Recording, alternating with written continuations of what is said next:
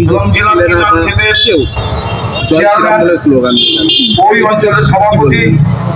কি বলবো? জয় শ্রীরাম আমি বলতে পারি, জয় শ্রীরাম আমি বলতে পারি, জয় বাংলা আমি বলতে পারি, বন্দে মাতরম আমি বলতে পারি, জয় ভারত আমি বলতে পারি, মেরা ভারত মহান। কারণ আমাদের নেত্রী মমতা বন্দ্যোপাধ্যায়, কারণ আমাদের জননেতা অভিষেক বন্দ্যোপাধ্যায়। সর্বোপরি যে বা যারা বলে গেল তাদের উদ্দেশ্যে বলবো, ভগবান শ্রী রামচন্দ্র শুধু তাহার মুখে না, আমাদের অন্তরে বিরাজ করেন। আমরা রামচন্দ্রকে ঘরে পূজা করি এবং সেই রামচন্দ্র থেকেই আমরা শিখেছি পিতৃসত্য পালন কাকে বলে। সেই জন্য আমরা আজও পিতার আজ্ঞা মাথায় নিয়ে সেই আজ্ঞাকে পালন করি। আমিও বলতে পারি জয় শ্রীরাম, এতে কোনো আপত্তি নেই। তৃণমূল কংগ্রেসের প্রোগ্রাম চলছে, কোথায় কি মনে হয় যে উত্তপ্ত করার জন্য স্লোগানটা দেওয়া হলো? হ্যাঁ অবশ্যই, একদমই তাই। তো বলুক না, এতে আমার রামচন্দ্র আমার প্রভু। আমি এখনো বলছি, আমার সিংহাসনে রামচন্দ্র আছেন, সীতামা আছেন। এবং আমি এটাও বলছি আপনাকে দাঁড়িয়ে, আমার বাড়িতে আমি ছোট্টবেলা থেকে দেখছি আমাদের রামনবমী হয়। সেই রামনবমীর দিনে, তবে আমাদের রামনবমী আমরা একটু অন্যরকমভাবে পালন করি। যেমন আমাদের রামনবমীতে আমরা পূজা পাঠ হয় এবং আমি নিজে রাম রক্ষা স্তোত্রম পাঠ করি। কিন্তু এরা যেটা করে, রামনবমীর দিনকে ডান হাতে তরোয়ারি নিয়ে, বাম হাতে মদের বোতল নিয়ে, মাথায় ফেট্টি বেঁধে, রাস্তায় টলতে টলতে, মুখে অশ্লীল ভাষা বলতে বলতে জয় শ্রীরাম, না, ওটা অন্তর থেকে নয়, ওটা অন্তর থেকে নয়, ওটা ওরা রাজনীতির জন্য বলে। কিন্তু আমরা যে ভগবান শ্রী রামচন্দ্রের পূজা করি, উনি আমাদের অন্তরে থাকেন, উনি আমাদের মস্তকে বিরাজ করেন। সবাই তো আপনি প্রথমত বলবো, হাড্ডাহাড্ডি লড়াই হলেও এখানে বিজেপি বলে কিছু নেই।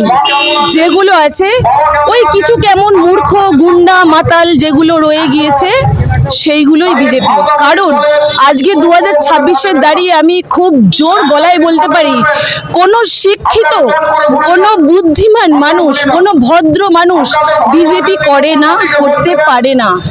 কারণ বিজেপি অটল বিহারী বাজপেয়ীর সময় ছিল ভারতীয় জনতা পার্টি। সেই বিজেপি আজ এসে দাঁড়িয়েছে বাংলা জ্বালাও পার্টি। সেই বিজেপি আজ হচ্ছে ভারত জ্বালাও পার্টি। সেই বিজেপি আজ হচ্ছে বলাৎকারী জুমলা পার্টি। তাহলে আপনারা বলুন, কোনো শিক্ষিত, আমাদের এই শিক্ষিত সমাজে, সভ্য সমাজে কোনো শিক্ষিত মানুষ, কোনো সভ্য মানুষকে বিজেপি করে না? করে না। যারা জয় শ্রীরাম বলে গেল, আপনি যদি ধাওয়া করেন দেখবেন ওদের পেটে ঘুষি মারবেন, কয়ের আকড়ি বেরোবে না, তারাই বিজেপি করে। আজকে কোনো ভদ্রলোক বিজেপি করে না। তাই আমি দাঁড়িয়ে বলে যাচ্ছি, এই খানাকুলের বুকে, এটা হেলান বাজার না হেলান সিনেমাতলা, আমাদের মাননীয় মমতা বন্দ্যোপাধ্যায়ের স্নেহধন্য যিনি প্রার্থী পার্থ হাজারি মহাশয়, এবং আমাদের জননেতা অভিষেক বন্দ্যোপাধ্যায়ের যিনি স্নেহধন্য প্রার্থী পার্থ হাজারি মহাশয়, এই পুরসুরা বিধানসভা থেকে বিপুল ভোটে জয় যুক্ত করে আমাদের এই বিধানসভা আমরা মাননীয় নেত্রীর হাতে তুলে দেব এবং আমাদের উন্নয়নটা বুঝে নেব। ভোট ঘোষণার পরে বিজেপি এখন কোনো জায়গায় দেখা যাচ্ছে 3,000 টাকার করে একটা ভোট লাগছে, এই বিষয়ে কি বলবেন? দেখুন, অ্যাকচুয়ালি বিজেপি, ওই যে বললাম, কোনো শিক্ষিত মানুষ কিন্তু বিজেপি করে না। ভোট যখন ঘোষণা হয়নি, নির্বাচনের দিন যখন ঘোষণা হয়নি, আপনারা তো সাংবাদিকতা করেন, আমার থেকে বেশি জ্ঞান আপনাদের আছে। আপনারা দেখবেন বিজেপির একজন বিধায়ক, উনি বললেন ভোটের দিনকে বাড়ির মহিলাদের, বাড়ির নিজের স্ত্রীকে বন্দি করে রেখে দিন, তারা যেন ভোটটি দিতে যেতে না পারে। কারণ বিজেপি ক্ষমতা এলে আমরা লক্ষ্মীর ভান্ডার বন্ধ করে দেবো। ঠিক বলছি কিনা বলবেন, ভুল বলে কিন্তু ধরিয়ে দেবেন।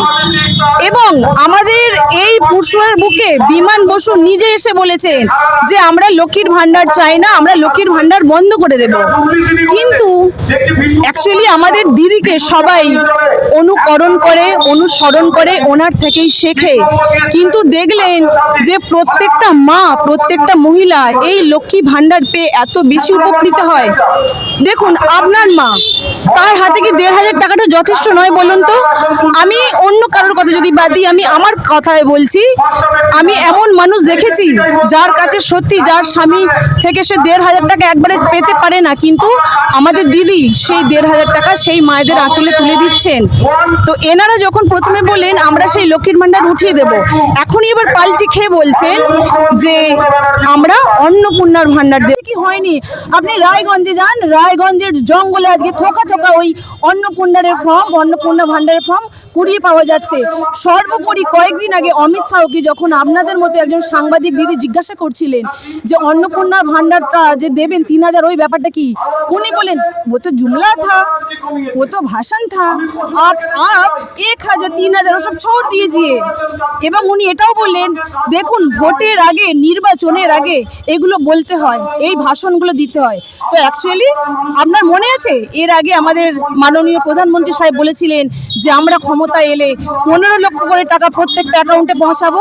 21 সালের কথা, আজকে 26 সাল। আমি মাইক্রোফোন ধরে বলছি, আপনি বলুন তো কয়জনের অ্যাকাউন্টে 15 লক্ষ টাকা ঢুকেছে? তাহলে ওই 15 লক্ষ টাকা অমিত শাহের কথা, ও তো জুমলা থা, কারণ ওটাও যেমন জুমলা, এই 3,000 টাকাটিও কিন্তু জুমলা থা, মানে জুমলা, মানে ওনারা কোনো টাকা দেবেন না, শুধুমাত্র ভোট কেনার জন্য। ওটা ওনাদের একটা চক্রান্ত মাত্র, যেটা আমরা সবাই জানি ব্যাপারটা।